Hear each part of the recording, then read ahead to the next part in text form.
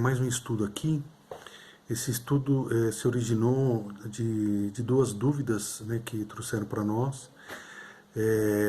Uma delas, inclusive, pela minha esposa, referente às 4 mulheres citadas, né, mencionadas na genealogia de Cristo de Mateus 1. A gente sabe que a cultura judaica ela é muito patriarcal, então todas as outras genealogias elas sempre trouxeram pais para filhos, todos homens, né? E somente aqui em Mateus a gente vai ver que ele, inspirado pelo Espírito Santo, né, ele percebeu, né, a maravilhosa graça, o perdão do Senhor diante dessas mulheres, e onde elas mereceram, né, justiça, né, fizeram por merecer estarem nessa genealogia. Bom, uma delas foi Tamar, cometeu incesto com seu sogro, né? Gênesis capítulo 38 vai trazer essa história, onde o filho, né, de Judá, que ela era casada, faleceu. Aí, pela lei, ela deveria dar continuidade, né, na descendência, honrar, né, honrar o seu viúvo, né, e dar descendência para ele. E Judá dá o outro filho para ela, né, como esposo, e ele, sabendo disso, que os filhos que ele teria seria, né, do seu irmão e não dele, ele não... a Bíblia vai falar que ele jogava o sêmen em terra, né? E Deus achou isso incorreto, matou ele, né? Levou ele a óbito. E então Judá fala assim: espera, o meu filho mais moço, quando ele chegar na idade, eu dou ele como esposo para você. E Tamar sabia que isso ia demorar muito, então ela cria uma estratégia para se fazer justiça e comete um incesto com o sogro Judá, e com isso ela concebe. Depois os irmãos vão lá no texto de Gênesis 38 para ver todo esse contexto. Raabe, né, que era a prostituta lá de Jericó, ela por 2 vezes ela salva, né, ela ajuda, né, aos espias, e ela se converte, né, ela se junta ao povo, né, ao povo de Israel. Esse texto, esse contexto, né, de Raabe, né, essa prostituta, está em Juízes, Josué 2, desculpa. E Ruth, né, que era uma moabita, né, a gente vê que ela também se faz justiça, né, depois de ser viúva, de acompanhar Noemi, né, né, de volta. Ela também dorme, né, com Boaz, e ela também suscita descendência. E a grande pergunta é sobre Betseba, né, Batseba, onde Mateus ele vai escrever, deixar descrito da seguinte forma: a que foi mulher de Urias, né?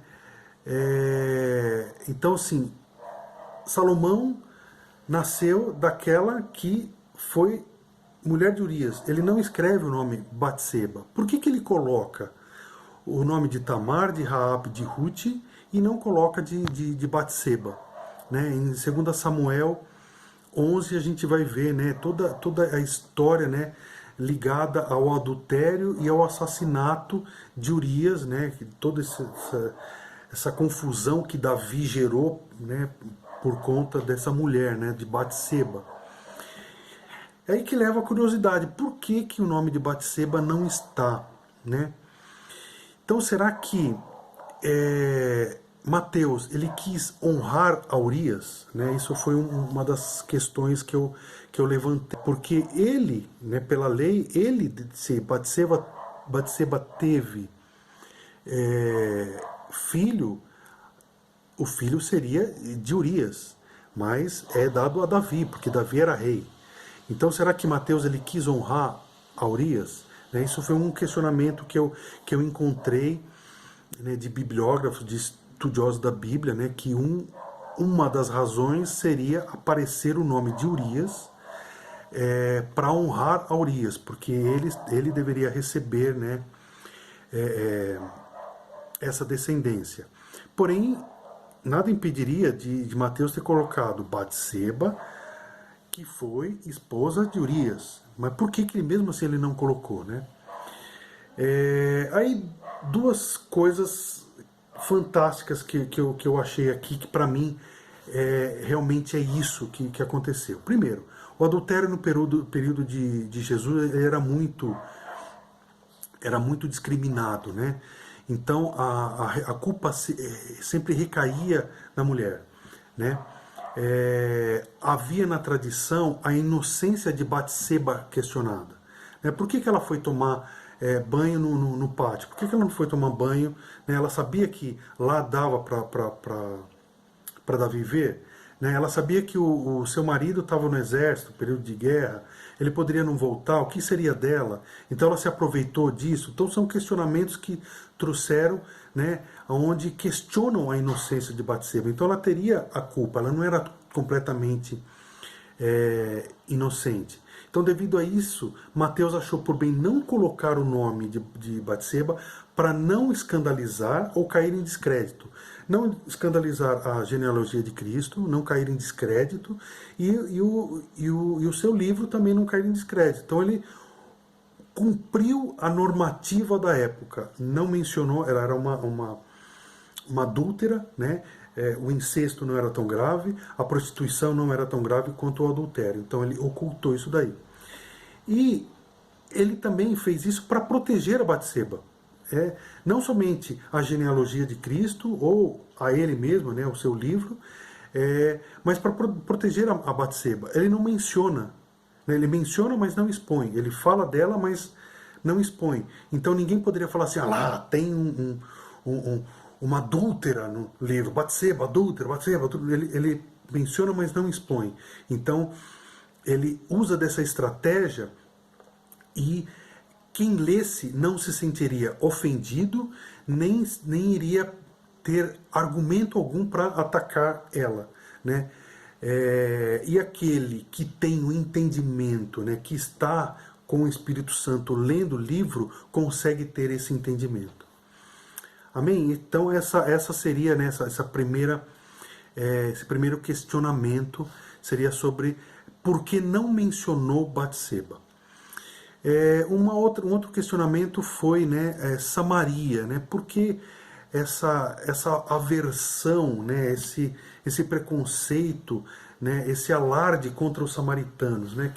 Quem era Samaria? Quem eram os samaritanos, né? Então vamos lá, Samaria. Então o contexto, né? A gente pega, né, a época de Saul, Davi e Salomão, era um só povo, né? Então era o povo de Israel, era um reino só. Salomão teve muitas mulheres, né? Em 1 Reis 11 a gente vai ver que Salomão, ele, por amar essas mulheres, ele começa a levantar altares a outros deuses, né? Esses deuses dessas esposas dele. E Deus, ele vai dar um castigo, ele vai falar que esse reino iria ser tomado. Já no seu filho, na descendência dele, em Roboão, né, esse reino já seria tomado. Mas por amor a Davi, não seria tomado totalmente. Pela promessa que Deus fez a Davi, não seria tomado completamente. Então, em 1 Reis 12, a gente vai ver toda a insensatez de Roboão, onde o povo vai reclamar que ele estava oprimindo demais o povo com impostos e cargas e tal, e os anciãos, eles aconselham a diminuir essa carga, e ele recorre aos jovens, e os jovens falam, não, fala que o teu dedo mindinho é mais grosso do que o braço do teu pai, e você vai aumentar mais esses impostos. Então o povo, ele busca outro rei, aí tem um golpe de Estado, enfim, até Deus proíbe que Roboão junte exército para lutar contra Jeroboão, e aí o reino é quebrado, e Roboão e toda a sua descendência, toda a linhagem de Davi fica somente com com o reino de Judá, né? O reino do norte ele teve um total de 19 reis, né, que foi de mais ou menos 931 até 722, né, antes de Cristo. E o reino do sul, nenhum dos reis do reino do norte andou segundo, a Bíblia vai falar que os reis do reino do sul, né, o reino de Judá, alguns reis andaram conforme Davi, né, andaram temente ao Senhor conforme Davi, seu pai.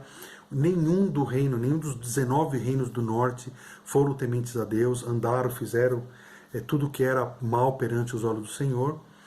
E o reino do sul teve um total de 20 reis, né, de mais ou menos 931 até 586 antes de Cristo.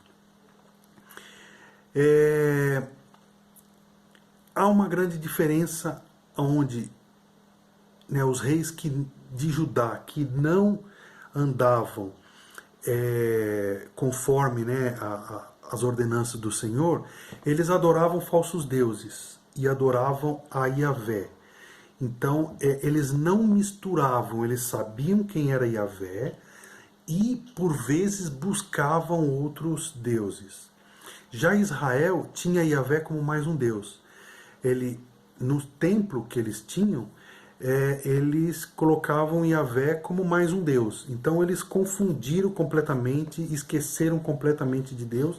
E quanto mais tempo, né, ia passando, mais tempo eles iam se esquecendo de Deus. Então houve uma grande diferença. Judá nunca esqueceu do Senhor. Eles buscavam outros deuses, mas eles mantinham intacto o conceito, o entendimento de Yahvé.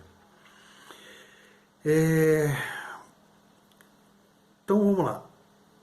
Em 722 a.C., os assírios tomaram Israel. Então em 2 Crônicas 17, 22 e 23 diz assim: assim andaram os filhos de Israel em todo o pecado que Jeroboão tinha feito. Nunca se apartaram deles, até que o Senhor tirou a Israel de diante da sua presença, como falara por intermédio de todos os seus servos, os profetas. Assim foi Israel expulso da sua terra, a Síria, até o dia de hoje. E o rei da Síria trouxe gente de Babilônia, de Cuta, de Ava, de Ramate, de Servarfaim, e fez habitar nas cidades de Samaria, em lugar dos filhos de Israel,